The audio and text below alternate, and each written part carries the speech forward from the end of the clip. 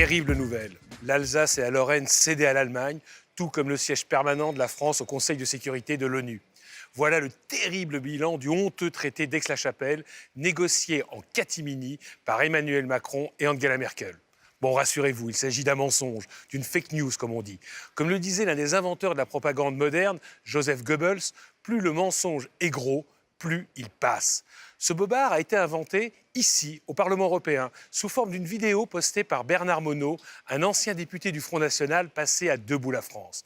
Personne n'y a pris garde avant que cette vidéo et ces mensonges ne se mettent à tourner en boucle sur les réseaux sociaux de France et de Navarre et que Marine Le Pen et Nicolas Dupont-Aignan ne la reprennent à leur compte. Même Jean-Luc Mélenchon, le patron de la France Insoumise, s'y est mis en mode mineur, certes, en affirmant que la France avait renoncé à sa politique étrangère. Pris par surprise, les médias puis le gouvernement ont démenti à tour de bras, souvent en vain. Comme l'a dit en substance Marine Le Pen dans un tweet, puisqu'ils disent que c'est faux, c'est que c'est vrai. C'est la même mécanique qui a été à l'œuvre avec le pacte de Marrakech, censé préparer le grand remplacement des populations européennes par des immigrés africains. Cette fois, la thèse a été colportée par des gouvernements, en l'occurrence ceux de la Hongrie, de l'Autriche et même de la Belgique.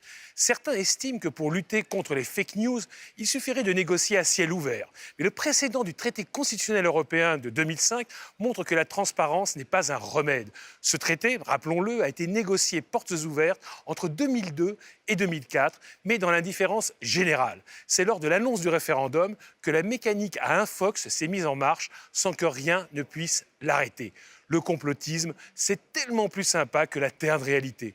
J'en viens sérieusement à me demander si la réconciliation franco-allemande de 1950 et la construction communautaire qui a suivi auraient pu avoir lieu si les réseaux sociaux avaient existé. À l'époque, au moins, la bêtise avait plus de difficultés à franchir les portes du café du commerce.